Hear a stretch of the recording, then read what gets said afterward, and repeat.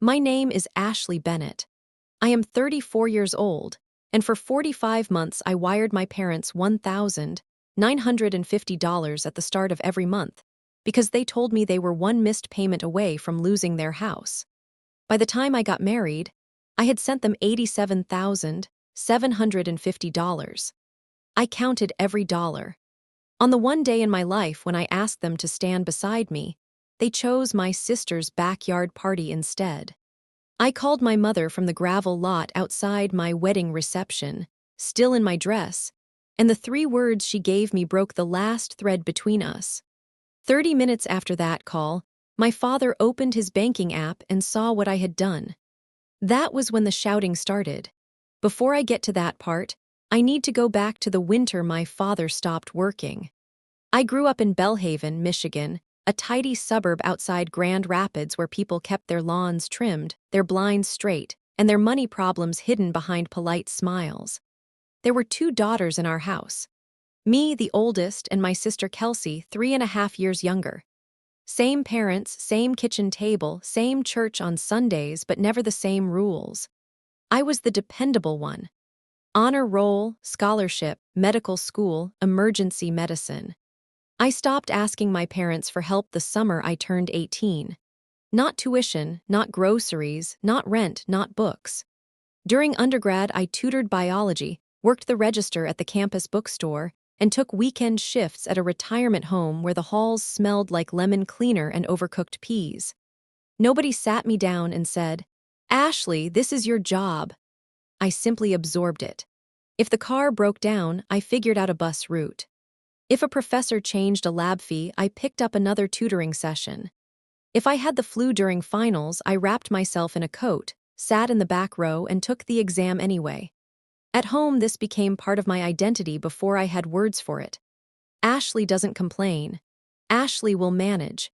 Ashley always finds a way. That was what happened when you were capable. You handled things. Kelsey was treated like glass. She enrolled in community college twice and quit both times. She rediscovered herself through a 6-week wellness coaching course my parents covered for $6,700. She cried easily, slept late, and could turn a bad mood into a family emergency. At 25, she married Ryan Harper, a dealership finance guy with polished shoes, bright teeth, and a leased black sedan that impressed my mother more than any character trait could have. The legal ceremony was tiny, but a few months later my parents paid for the reception at a lakeside restaurant in Grand Haven. Dress, flowers, photographer, even part of the honeymoon.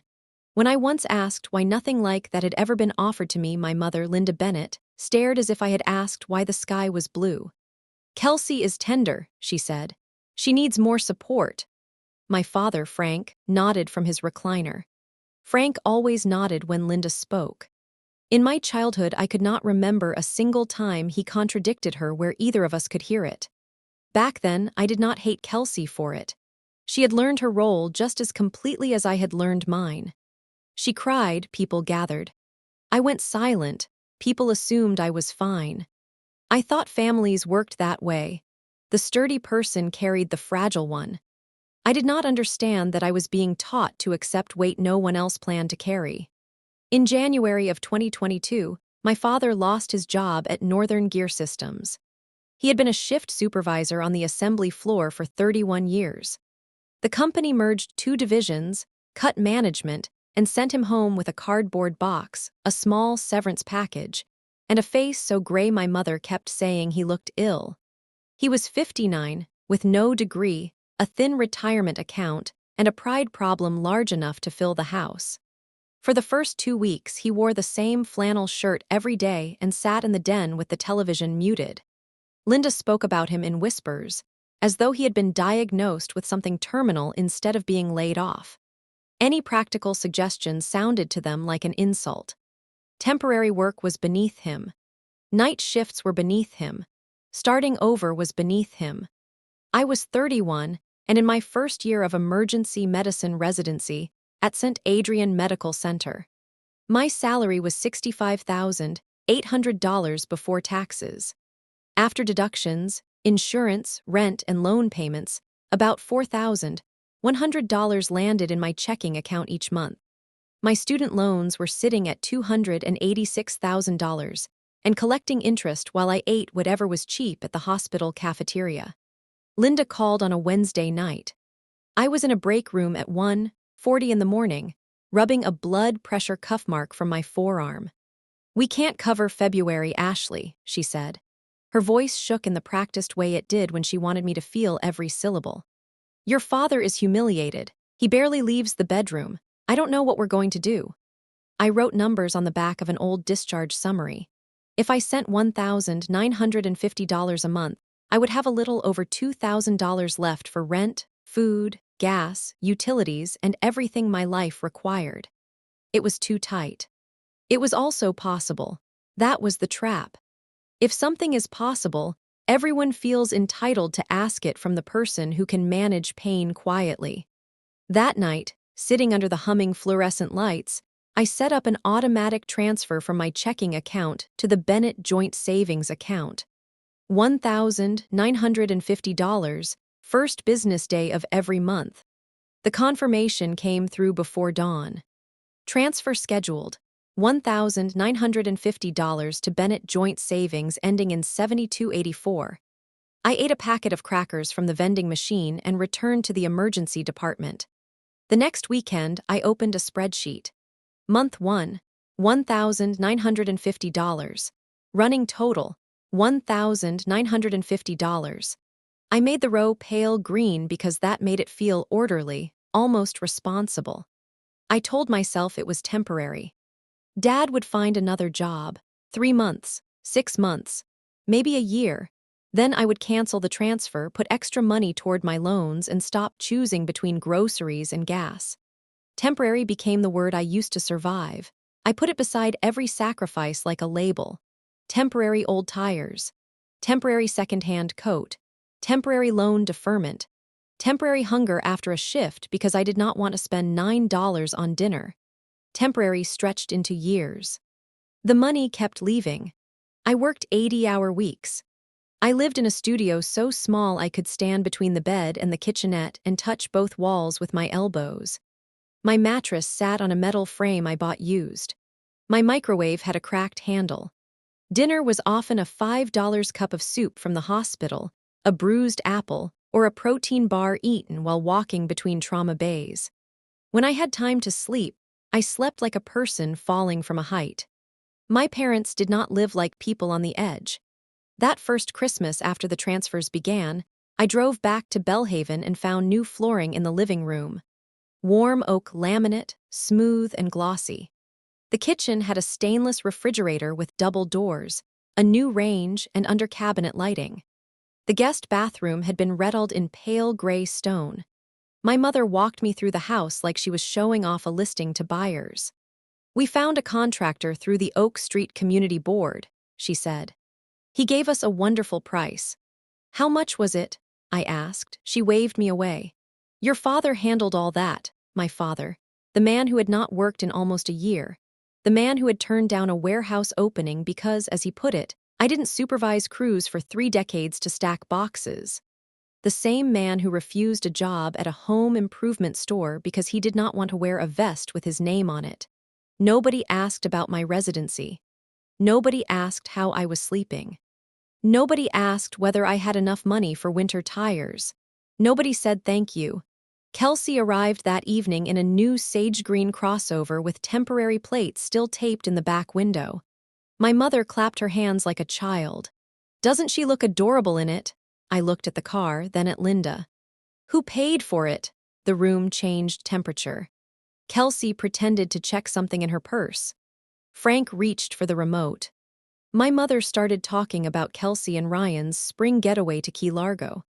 I drove home that night in my 12-year-old compact car with 223,000 miles on it, the heater clicking every time I turned left. Halfway back, I stopped at a gas station and bought the cheapest coffee they sold. The cashier asked if I wanted a pastry with it. I said no because I had just calculated that my bank balance needed to last 9 days. At a red light, I imagined my mother's refrigerator lighting up when she opened it and wondered how many nights of my sleep that refrigerator had cost. The second year was worse, not because the hospital became harder. The emergency department was brutal, but at least it had rules. Chest pain at dawn, fractures after school, overdoses after midnight. The chaos had patterns. I could put pressure on a wound, push medication, intubate, call for blood. I knew what to do with a failing body. What I did not know how to treat was the slow injury of watching my family use my sacrifice to celebrate someone else. In April of 2023, Kelsey had a pregnancy scare that turned out to be nothing. My mother drove 90 minutes to her apartment with soup, tulips, and a plush rabbit from the hospital gift shop. She stayed 2 nights. That same week, I fainted after a 16-hour shift and woke up with an IV in my arm. Dehydration, low blood sugar, exhaustion. I called Linda from the observation chair because some part of me still believed mothers came when daughters were sick. "Oh, honey," she said around the sound of chewing. "Drink more water. I can't come this week. Kelsey is fragile right now." Kelsey's test had been negative for 3 days. That September, Kelsey and Ryan had their proper reception at the restaurant on the lake. My parents paid for her dress alterations, the flowers, a small band, and a honeymoon contribution for a resort in the Keys. I did not ask the number. The answer was already sitting in my spreadsheet, one green row after another, the running total climbing past $37,000. I attended. I wore navy. I made a toast about my sister finding joy. I smiled for photos until my jaw hurt. Near sunset, while the photographer rearranged people on the deck, my mother called out, "Let's get one with just the immediate family, the 4 of us." I was standing close enough to hear the shutter click. Frank, Linda, Kelsey, and Ryan leaned together and smiled. I stood outside the frame, holding a champagne flute I had not touched. The photographer looked at me once, uncertain, as if she wondered whether she had misunderstood the family structure. Linda did not correct her. Kelsey adjusted Ryan's tie. Frank slipped his arm around Linda's waist. The shutter clicked again. In every copy of that picture, I am technically there. You can see a sliver of my sleeve at the edge, proof of a daughter edited out without even needing scissors. By spring of 2024, I had been paying them for more than 2 years.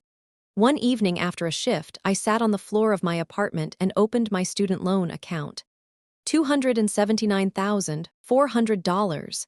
Interest was eating my progress before I made it. If nothing changed, I would carry that debt into my 40s. I decided to reduce the transfer, not stop it. Reduce it from $1,950 to $1,200. Still generous. Still more than many adults could send their parents. Still nearly a third of what I had left after taxes and deductions. I called Linda on a Saturday morning. "Mom, I need to talk about the monthly transfer," I said. "My loans," she cut me off with the sentence she kept sharpened for me. "After everything we gave up for you." There it was. The family weapon, always loaded. "We fed you," she said. "We clothed you. We drove you to debate tournaments and scholarship interviews. Your father worked overtime for years. Now you want to calculate gratitude." I apologized. I actually apologized. Then I left the transfer at $1,950. The next week, Dr. Naomi Pierce found me in the staff lounge trying to decide whether I could afford coffee or should wait for the free sludge in the resident workroom. Naomi was 39, a senior attending with a blunt bob and the kind of clear eyes that made lying feel pointless. "You look like someone drained your blood and forgot to refill you," she said. "I'm fine." "No, you're functional. People confuse that with fine." I laughed because I did not know what else to do. She did not press. Naomi knew how to leave a door open without shoving you through it. 3 days after my mother's guilt call, I saw Linda's post on a social app. A waterfront table, 2 glasses of white wine, lobster tails, sunset. The caption read, "Blessed beyond measure. Blessed by my $1,950. I closed the app and went back to work. Caleb Foster walked into St. Adrian that July with a tool bag in one hand and a coil of wire over his shoulder. His company had won the contract to update the electrical system on the 4th floor. 4-person crew, 6-week project. He was a licensed master electrician, 35, from Cedar Falls. He drove an older blue pickup with a dented tailgate and a sticker for Union Local 214. We met in the cafeteria. I was eating a wilted salad from a plastic container. He sat 2 tables away, unwrapped a roast beef sandwich, and noticed me staring at it like a wolf at a campfire. "You work here?" he asked. "Resident, emergency medicine." "And that's lunch?" "Technically." He looked at my salad, then slid half his sandwich across the table. "My mom packs like I'm still 16, take it before I change my mind." That was how it began. Coffee in the parking structure after my shifts, texts between his job sites and my trauma alerts. He was steady in a way that made me suspicious at first. No performance. No hidden invoice. He said what he meant and arrived when he said he would arrive. It took me 3 months to tell him about the money. We were sitting in his truck in October with the heater blowing warm air against the windshield. I said it quickly, as if speed could make it sound less insane. "I send my parents $1,950 every month. My dad lost his job. They say they need it for the house." Caleb did not answer right away. He counted in his head, lips barely moving. "Ashley," he said finally, "that is almost half of what you can actually use every month. They need it." He looked at me, not cruelly, not gently either. "Do they?" Nobody had ever put those 2 words next to each other before. "Do they?" The question shifted something underneath me. That Thanksgiving, I brought Caleb to Bellhaven. My mother opened the front door and looked him over the way someone checks a dent on a car they already plan to reject. "So, Caleb," she said, "what exactly do you do?" "I'm an electrician," he answered. "I own a small contracting business." Linda smiled with her mouth only. "An electrician, well, honest work is always admirable." Frank shook Caleb's hand without standing from the sofa. "Does that sort of business pay consistently?" "We stay busy." Kelsey, 5 months pregnant by then, leaned against the counter with one hand on her belly. "Do you have benefits, like real insurance?" This came from my sister, who had never worked long enough to choose a benefits package. Caleb handled all of it with a patience I envied. He spoke about his crew, his licensing, commercial contracts, and a plan to expand into solar installation. He did not try to impress people who had already decided not to respect him. After dinner, I went to the kitchen for water. The hallway light was off. My parents were in the den and did not know I was close enough to hear. Linda said, "An electrician. Our daughter is a doctor, and she brings home a man who runs wire through walls.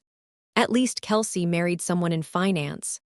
Then Frank spoke, my father, the man whose household I had been funding month after month.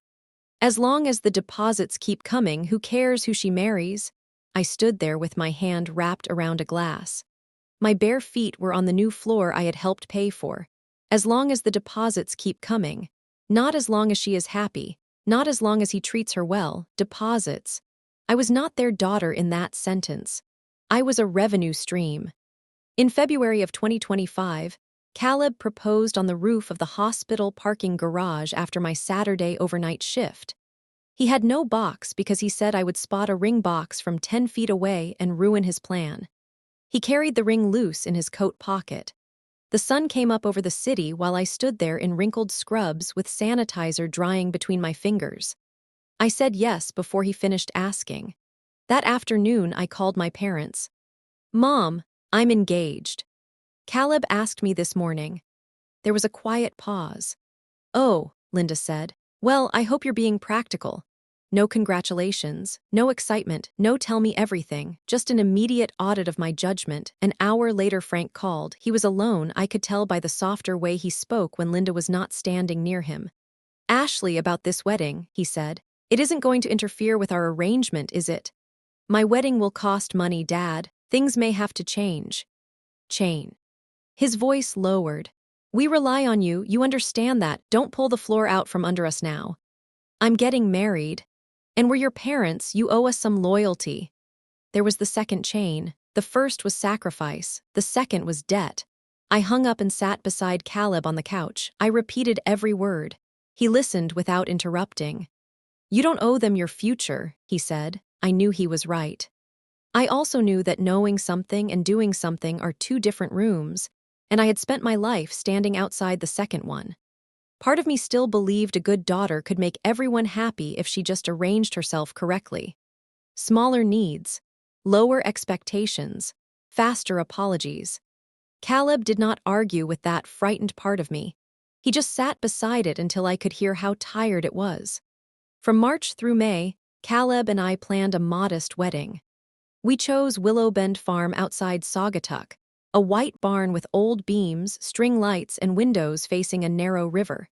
Capacity, 90 guests. Date, September 20th, a Saturday. Budget, $31,000 paid from Caleb's savings and my tax refund. No family contribution. No parental loan.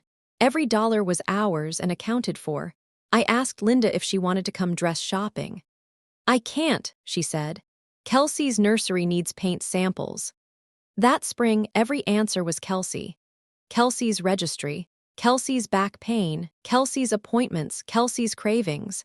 My sister's pregnancy became my mother's full-time occupation, which left no available hour for my wedding. We mailed save-the-date cards in late April. My parents received theirs within a week. 2 weeks passed without a word. Then Linda sent a text. "September is complicated. Kelsey is due in November. I need to be ready for her." September. 2 months before November. Still, somehow, too close. That same evening, my phone chimed with the automatic transfer. $1,950 transferred to Bennett Joint Savings ending in 7284. Month 40. Running total, $78,000. I stared at the notification as if it were a receipt for something defective I was not allowed to return. My mother could not reserve one Saturday for my wedding, but my money arrived on schedule. That was the clearest summary of our family I had ever seen. My presence was optional, my deposits were not. I remember holding the phone so tightly the edge pressed a line into my palm. Caleb saw my face and asked if I wanted him to say something. I shook my head. Not yet. A person can know a door is locked and still stand there a while with the key in her hand. I put the phone down and picked up the guest list. 90 names. Caleb reheated pasta while I addressed envelopes at the kitchen table. This was our wedding. The people who wanted to be there would be there.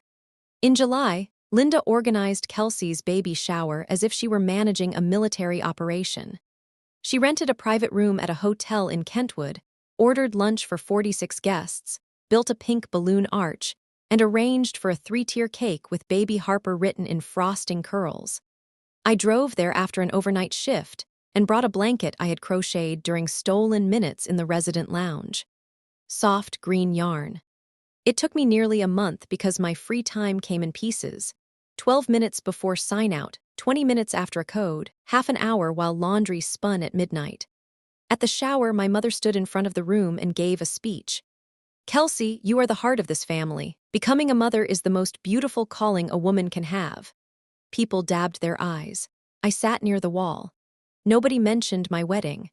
Nobody asked about my dress, my venue, my flowers, or the man I was marrying. I was 34, a doctor in training, and I might as well have been hired help. Kelsey opened my gift, lifted the blanket, turned it over once and said, "Cute. Did you make this?" Then she placed it on the pile and reached for a larger box.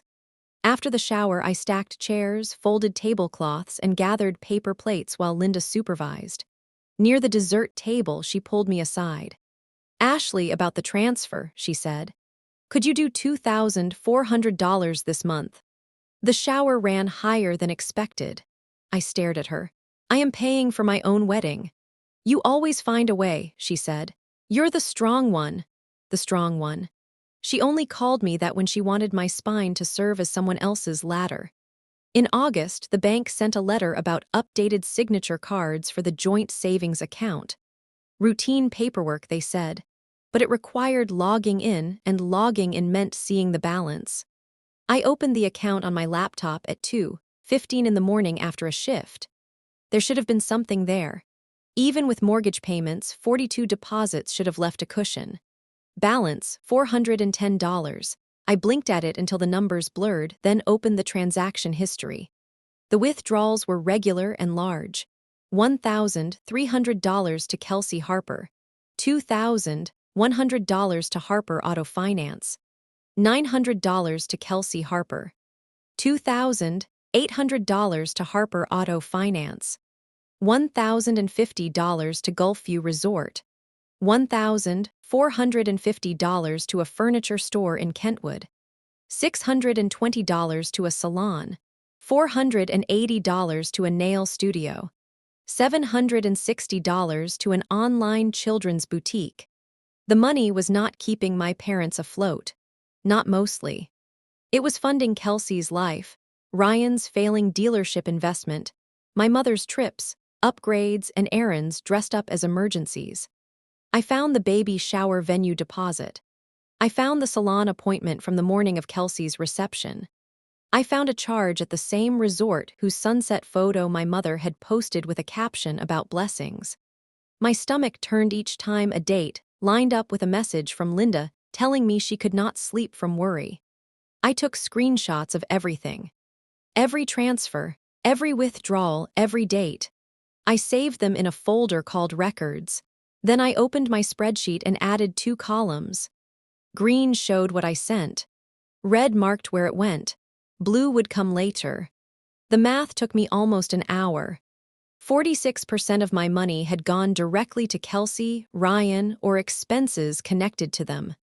21% went to vacations, renovations, salon bills, furniture, and things my parents had no business buying while telling me they were desperate. 30% went to the mortgage. The actual reason I had started helping them was not even a third of the total.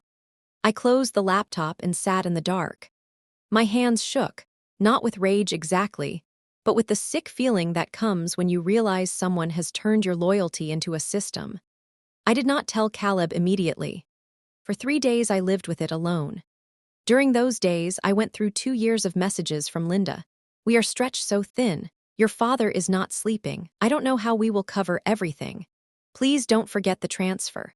Almost every message arrived within 48 hours of a large withdrawal to Kelsey or Ryan.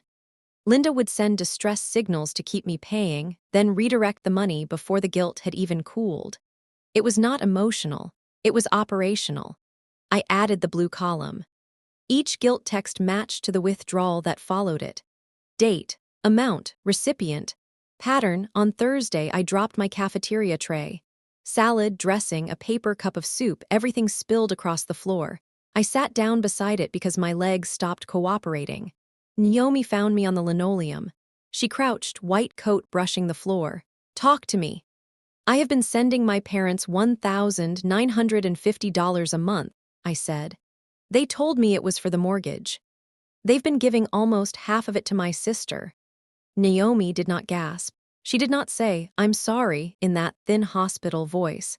She sat on the floor beside me, back against the vending machine. "What are you going to do?" "I don't know." "Yes," she said, "you do, you just haven't said it yet." That Saturday morning, I showed Caleb the statements. We sat at his kitchen table with coffee cooling between us. He scrolled through the screenshots slowly. His jaw tightened, but he did not shout. He had a way of getting quiet when something was too big for noise. 46%, he said. To Kelsey and Ryan. Yes. And they told you mortgage. Yes. And you're still paying. I stopped at Tuesday. He looked up. After my shift, I sat in my car, opened the banking app, and canceled the automatic transfer. For the first time in 42 months, the next first of the month would come, and my phone would not announce that $1,950 had left me. It would stay in my account. Mine. Caleb reached across the table and covered my hand with his. "Are you confronting them?" "Not before the wedding," I said. "I need to get through September 20th. He nodded. "Then we get through September 20th. He did not make a plan for me. He did not tell me how brave I should be. He simply moved to my side of the line and said that was enough. Later, while he washed the coffee cups, I sat at the table and stared at the folder on my laptop. Caleb did not touch it. He did not ask to take control of it. He understood that the money was only part of what had been taken. The larger theft was my trust in my own instincts. He let me keep the evidence, the timing, and the decision in my own hands. September 1st came. No transfer, no chime, no money leaving my account. The silence felt enormous. Frank noticed on September 3rd. "Ashley, the deposit did arrive." Check with the bank. I replied, I'll look. I did not look. 2 days later, Linda sent an email. She used email when she wanted to sound official. Subject, transfer problem Ashley, the September payment is missing. I assume there has been a bank error. Fix this immediately. Your father and I have bills. Also, we need to discuss the wedding. I have been thinking, and September 20th may not work for us. Kelsey is getting close, and I need to be available. You understand, after everything we sacrificed for you. Payment, not help, not a gift. A payment, as if I had signed a contract no one planned to let expire. I took a screenshot, saved it to the folder, and set my phone face down. Then I picked up the wedding invitations. I started with my grandmother's envelope. Eleanor Whittaker, my mother's mother, lived in Lansing in a white house with green shutters and a porch that dipped slightly at the left corner. She was 80, sharp as a scalpel, and independent in the way old women become when life has disappointed them enough times. She had always loved me differently from the rest of them, quietly, specifically, without asking for proof first. I wrote her address in blue ink and pressed the stamp down hard. Some people are invited because etiquette requires it. Some people are invited because they show up. The invitations went out September 5th. My parents got theirs 2 days later. Linda called that evening. Ashley, we need to talk about this venue, a barn. It's Willow Bend Farm, it's beautiful. We are not barn people. You're invited, that's all I'm asking. Kelsey had her reception at a proper restaurant, paid for with money that had passed through my account. I did not say that yet. In the background, Frank muttered, ask her about the transfer. Linda lowered her voice. The missing September payment and now this wedding we never approved. What is going on? My wedding is going on, I said. You can come or not. She hung up. No RSVP arrived from my parents. Not that week. Not the next. Grandma Eleanor sent hers back with a handwritten note. I would not miss this for anything, sweetheart. Caleb's mother, Marcia Foster, mailed her card the day she got the invitation and called to ask whether she could bring apple pie. Marcia was a retired school cafeteria worker who had raised Caleb alone after his father left when Caleb was 7. She treated feeding people as both love language and civic duty. By mid-September, 74 of 90 guests had said yes. My colleagues from St. Adrian, Caleb's crew, friends from medical school, a few cousins who liked me more than they feared Linda, my grandmother, Marcia, people who had jobs, children, long drives, bad knees, night shifts, and still found a way. One of my nurses traded a weekend shift. Caleb's cousin drove in with 2 toddlers and a cooler of snacks. Hannah rearranged a client presentation. Every yes from someone else made my parents' silence louder because it proved that showing up was not impossible. It was a choice. My parents gave nothing. 12 days before the wedding, I saw the post. A cousin had shared it, pink and gold lettering on a pastel background. Join us for Kelsey and Ryan's baby reveal. Saturday, September 20th, 5:00 p.m. The Harper home, Belhaven. September 20th. My wedding day. I opened Kelsey's original post. She had uploaded it 3 weeks earlier. Linda had liked it. Linda had commented, can't wait, with 3 pink hearts 3 weeks earlier. While I waited for a response to my invitation, my mother had already committed to a balloon pop. I called Kelsey. She answered quickly, cheerful and unbothered. Your baby reveal is on my wedding day. Oh, is it? She said. I didn't realize. It has the date on the invitation. Well, September 20th was the only day that worked for everybody. Everybody including Mom and Dad. Ashley, I'm pregnant. This is about my baby. Not everything has to revolve around you. I held the phone away from my face and took one slow breath. Mom responded to your party 3 weeks ago. She still hasn't responded to my wedding. Kelsey was quiet for maybe 2 seconds. Maybe you should have chosen another date. I ended the call. I did not move the wedding. I did not beg. I opened the spreadsheet one last time and looked at the red column. More than $40,000 rooted to Kelsey or Kelsey-adjacent expenses over 42 months. Now she had scheduled her reveal on my wedding day because she knew our parents would choose her. She chose that date because she could. On September 13th, 1 week before the wedding, I drove to Belhaven alone. I sat at my parents' kitchen table. the same table where I had done homework, opened birthday cards, and learned to swallow disappointment politely. Linda sat across from me. Frank stood near the counter with his arms folded. "My wedding is in 7 days," I said. "I need to know if you're coming." Linda folded her hands. "Kelsey needs us. She is 7 months pregnant and the reveal is the same day. My ceremony is at 2, her party is at 5, you can come to the ceremony. We have to help set up. Ryan has family, friends, she is not alone." "She is our daughter," Linda said. I waited. Let the words hang there. She said that to me, her other daughter. As if I were a neighbor asking for a favor. Frank shifted. "And the money?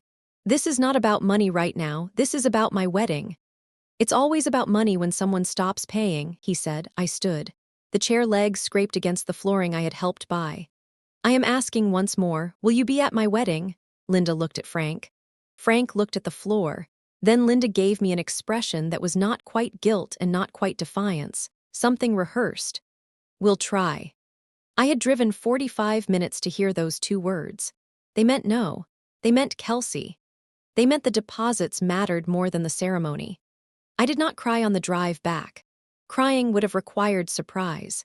Instead, I drove with both hands locked on the wheel and noticed ordinary things too sharply. The orange barrels near the highway ramp, a school bus turning into a subdivision, a man raking leaves into a blue tarp. Everyone else seemed to be living inside normal weather. I was driving away from the house where I had learned love could be withdrawn over a calendar conflict and a canceled transfer. The last week before the wedding moved strangely. Fast at the hospital, slow everywhere else. Marcia arrived from Cedar Falls on Wednesday with 2 casseroles, 3 pies, a garment bag with her blue church dress, and a hug that lasted so long I counted it. 13 seconds. I had forgotten what it felt like to be held by a mother figure without a bill coming due afterward. "My son chose well," she said. "I'm proud of both of you." Grandma Aliner called every evening. "I'm bringing rolls," she said, "and something small for you." My parents said nothing, no call, no text, no RSVP sliding in late because conscience finally woke up. My friend Hannah Blake drove in from Chicago for my dress fitting. She stood behind me in the mirror while I adjusted the straps. Ivory satin, simple cut, no train. "Where's your mom?" she asked. "Busy." Hannah knew me well enough not to ask the next question. The night before the wedding, I sat in my apartment alone. Caleb was at his mother's hotel because Marcia insisted on the tradition of not seeing the bride before the ceremony. The apartment felt too quiet without hospital noise. No monitors, no pages, no wheels rattling down tile. I opened the banking app. The old transfer schedule sat in the history. $1,950 to Bennett Joint Savings. Cancelled. The word was gray, clean, final. I closed the app and looked at my dress hanging on the closet door. The next day I would stand in front of people who had chosen to be there. For the first time in years, I would not be funding someone else's comfort while shrinking my own life to fit around it. September 20th began gray and gold. I woke in the bridal suite above the barn, a small room with whitewashed walls and a window facing the river.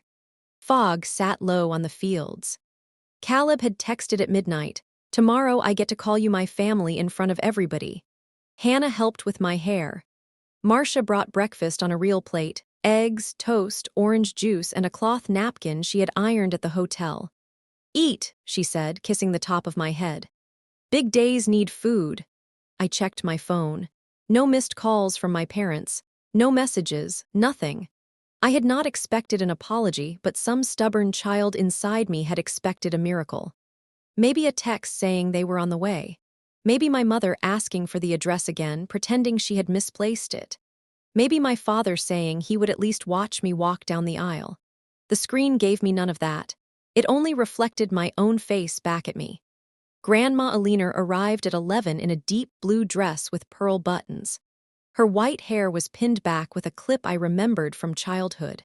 She saw me in my wedding dress and stopped in the doorway. Her chin trembled. "Your mother should be here. She isn't coming." "I know, baby." She opened the small walnut-colored purse she had carried for as long as I could remember and took out a brooch shaped like tiny blue forget-me-nots, enamel petals set in old silver. This was my mother S, she said. Something old, something blue, something better than they earned the right to see.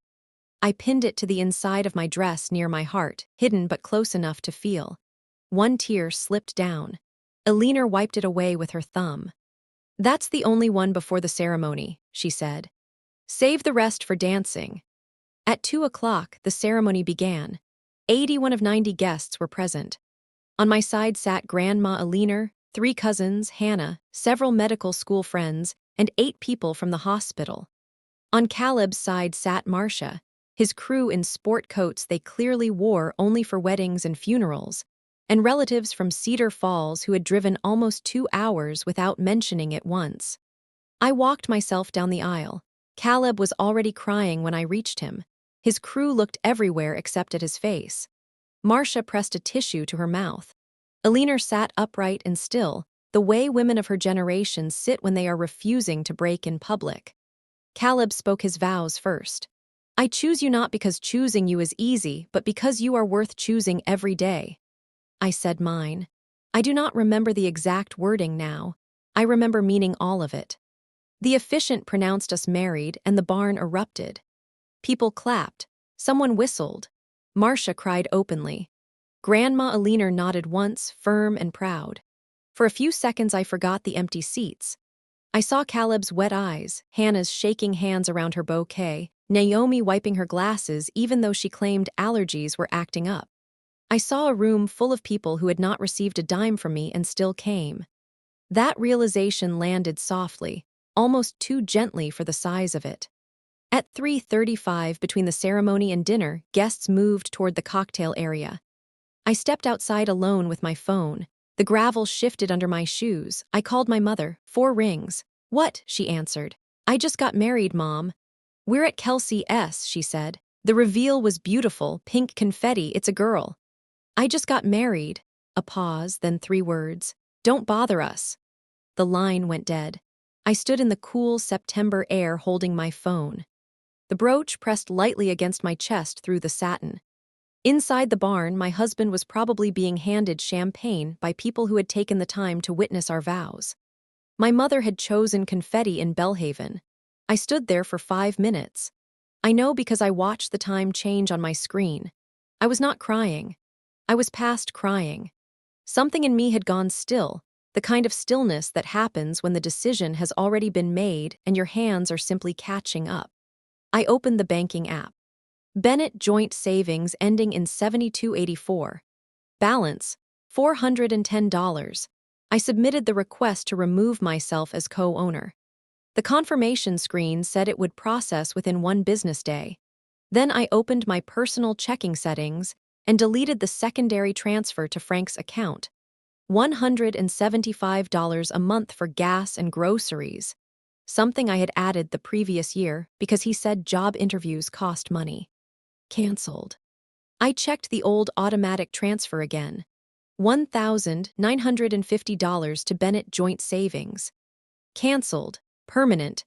Total financial severance completed in less than 5 minutes, standing in a barn parking lot in my wedding dress with my grandmother's brooch against my heart. I put my phone in my clutch and walked back inside.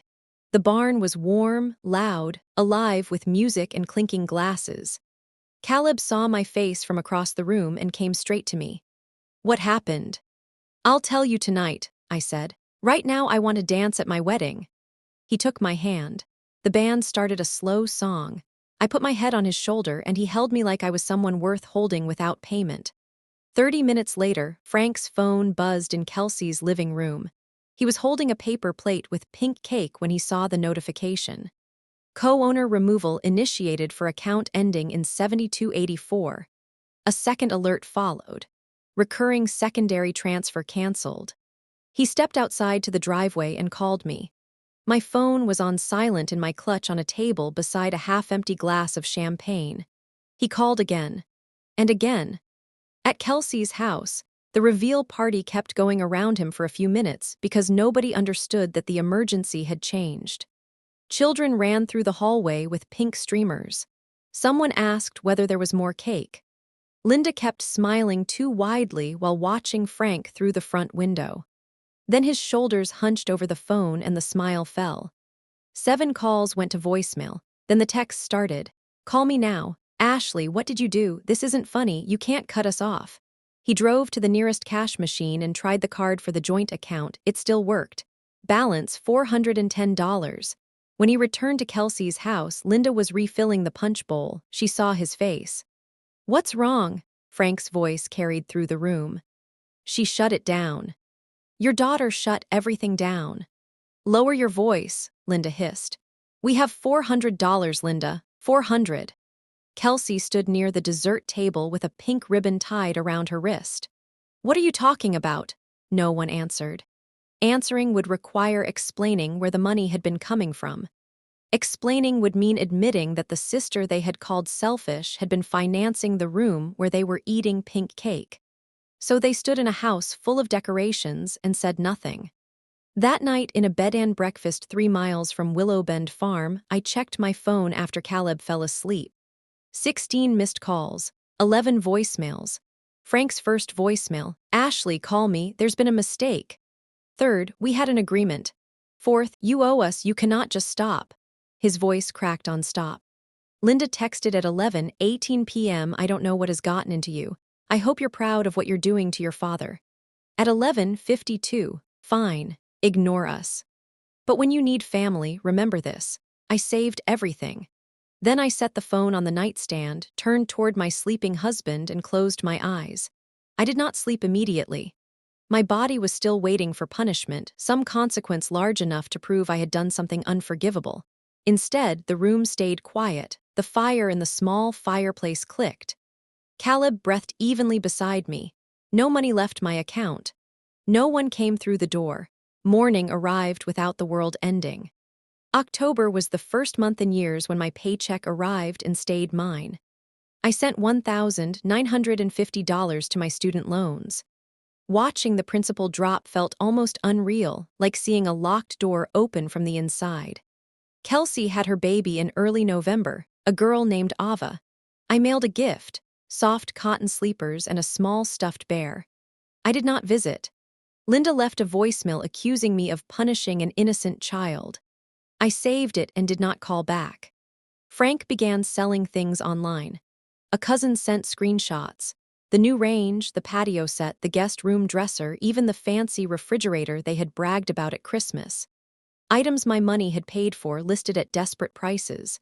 Grandma Alina called the Sunday before Thanksgiving. Are you coming to my house this year? She asked.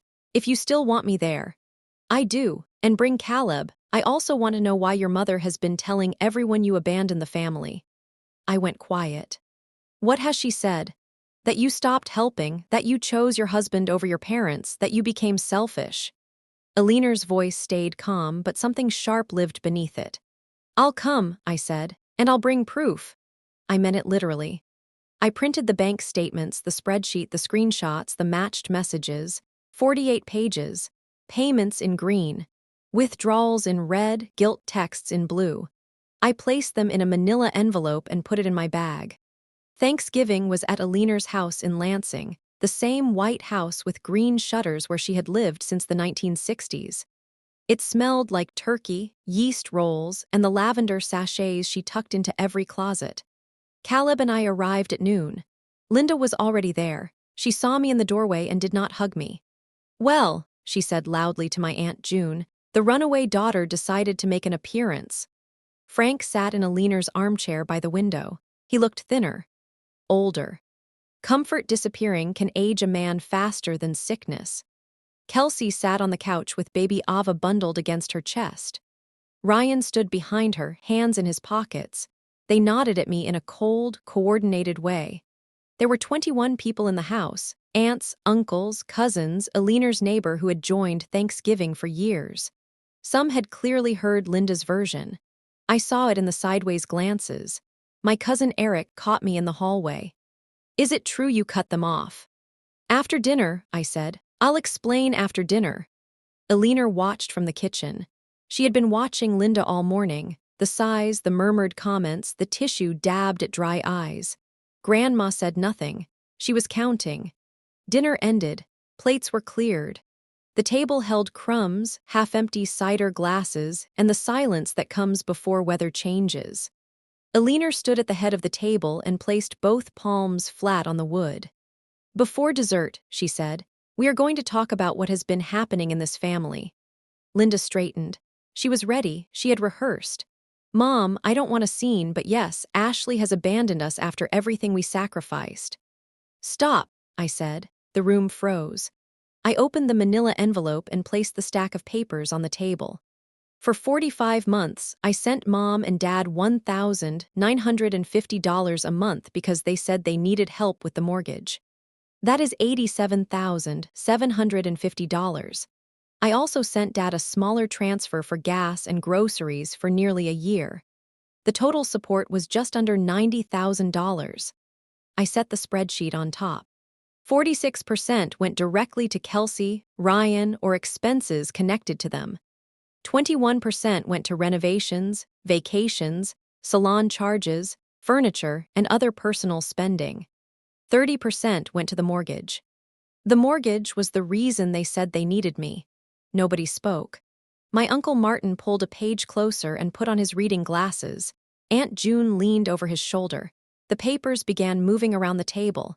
Linda's voice turned thin. Those are private finances. They are my bank statements, I said. My name was on the account. It was my money. Frank stood. You ungrateful, Alina did not raise her voice. Sit down, Frank. He sat. I looked at Linda. On September 20th, I called you from my wedding. You were at Kelsey's reveal. I told you I had just gotten married. You said, don't bother us. I am not asking for the money back. I am not suing anyone. I am telling the truth because you spent weeks telling this family that I abandoned you. My voice stayed steady. I did not abandon you. I stopped paying to be ignored. Aunt June spoke first, careful and low. Linda, is this true? My mother scanned the room for help. She found none. It's complicated, she said. Ashley doesn't understand what it's like. What doesn't she understand? Alina cut in. The numbers are on the table. Kelsey's face had gone pale. She held Ava tighter. I didn't know it was Ashley's money, she whispered. Mom said it was from Dad's retirement. Ryan looked at the floor. His dealership investment had taken thousands from that account. He said nothing, and somehow that said enough. Frank tried again. She is our daughter. Family helps family. Uncle Martin looked up from the statement in his hand. Family doesn't hide one daughter's salary inside another daughter's lifestyle. Linda started crying, not the broken kind, the staged kind, the one I knew too well. You're all turning against me, she said. My own mother, my own family. Alina's face did not soften. I asked you last month whether Ashley had been giving you money. You told me. A little. Nearly $90,000 is not a little. For a few seconds, Linda had nothing. Her mouth opened, then closed. Her eyes dropped to the table. There was a flash of something that almost looked like shame, then it vanished. Ashley has always needed attention, she said. This is what she does, I stood. I'm done. Caleb rose beside me without a word. We put on our coats near the front door. Alina followed us into the hallway. She moved slowly but with purpose, the way she did everything. She took my hand. Her fingers were small and warm. I did not know, she said. Swear to you. I know, Grandma. She looked toward the dining room where voices were beginning to rise behind the closed door. My granddaughter ate hospital scraps to send her parents almost $90,000, she said quietly, and they could not sit through her wedding. Then she reached to her collar and unpinned the blue forget-me-not brooch, the same one I had worn inside my dress. Keep it, she said, pressing it into my palm. People who choose you do not charge admission. Caleb opened the door. Cold November air rushed in, clean and sharp. I put the brooch in my coat pocket, walked down the porch steps with my husband, and did not look back.